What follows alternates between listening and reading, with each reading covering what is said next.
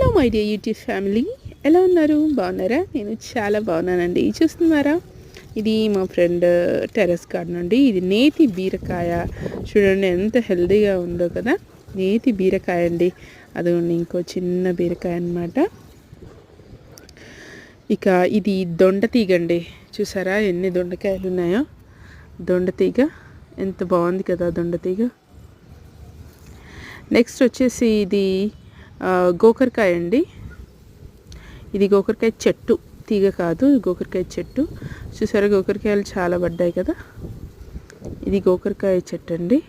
ఇక ఇది red radish అండి. దీని ఆకులు కూడా తినొచ్చు, అప్పుడు గడ్డ దుంప ఊరదనమాట.